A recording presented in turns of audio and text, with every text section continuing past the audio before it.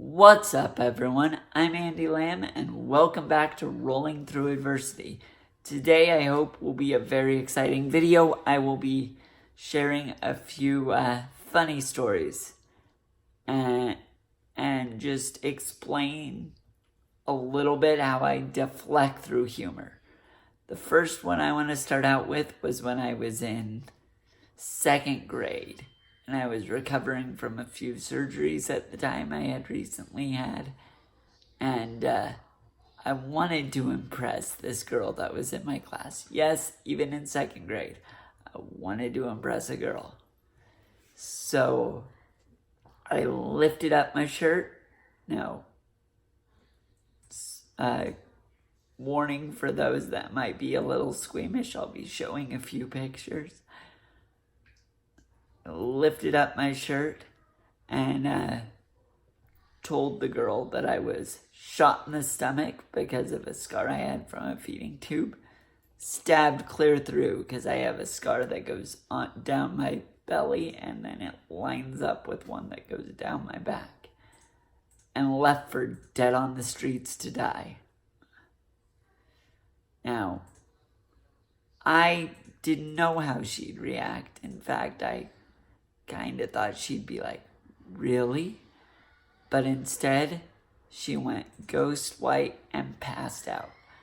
I raised my hand and said, "Teacher, I think I killed this girl." And that was the first time I got sent to the principal's office. And when my parents got called down, they thought it was funny, but also told me to never do that again. So I never told that story to that story to anyone else that I was stabbed and shot. There was another time in about sixth grade, I really didn't like a kid in my class. He was kind of a bully, always picked on me. And I actually decided I was going to use my disability for my advantage. I pretended like I was having spasms and I kicked the kid sitting in front of me.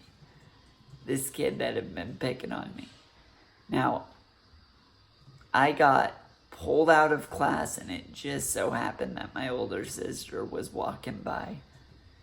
She saw me in the halls and asked my aide who was with me why I was out. My aide told her. And she ratted me out. She's like, well, that's not really how his disability works. So I actually had to apologize to this kid for kicking him. I know, not one of my finest moments. Then there was the time in seventh grade where I had procrastinated on a test. I really didn't know the information, so I faked a seizure. Yeah, I know, terrible. Don't do this, kids. That was wrong. I faked a seizure in class and got out of the test. And I thought I was home free until parent-teacher conference rolled around. And my parents were asked, how's Andy doing? And my mom's like, well, what do you mean? She's like, well, the seizure he had in my class, is he okay? Now, when my mom heard this, she was so mad at me. She made me write an apology letter to the teacher and I had to read it in front of the whole class. So embarrassing, so not worth it. If you ever aren't ready for a test, please just admit to it. Take the test, get the grade you deserve. Because going through all that was not worth it.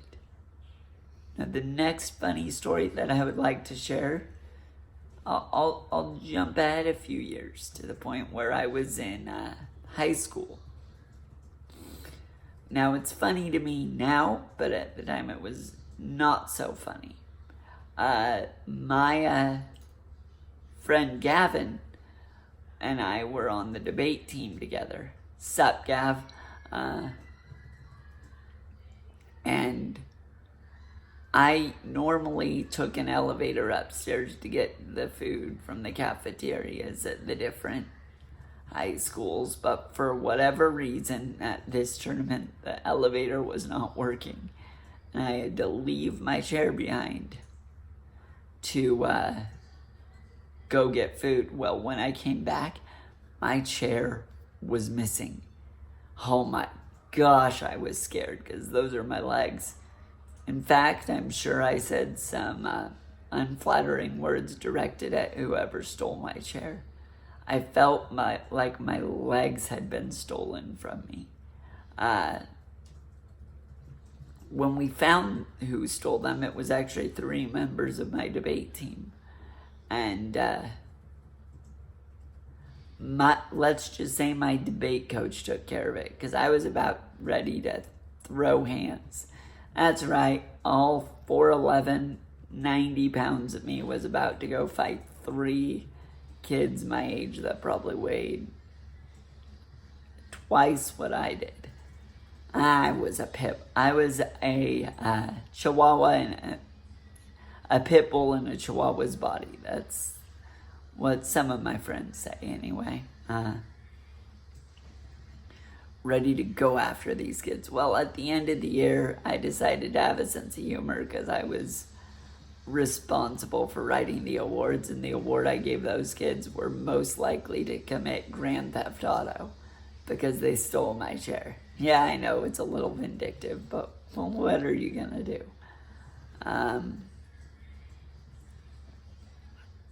Next story happens in college. My first year of college at Snow College in Ephraim, Utah. I really liked this girl, but I was too shy to really introduce myself.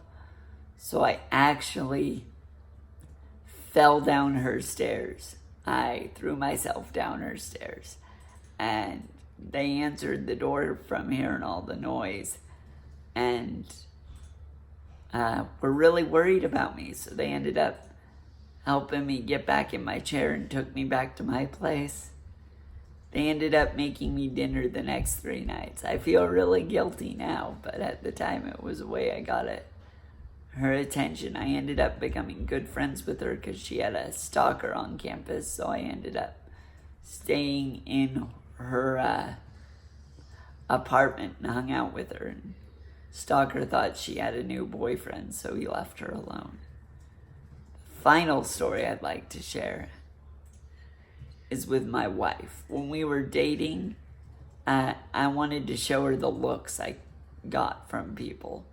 So as she was pushing me, I told her, just watch, when I say switch, we're gonna switch places and I'm gonna push you, okay? And she agreed. She has a quiet but funny sense of humor. If you get to know her, she's a hoot. So as we're in the middle of the mall, I say switch, and she gets out, sits in my chair, and I start pushing. The looks we got from people, like gawking, was so funny that I was pushing this girl that was pushing me a few minutes ago. I don't know if that's really what people expected. I guess the point of this video I wanted to share is that even though we have challenges, sometimes we can use them to our advantage, and that could be using our sense of humor.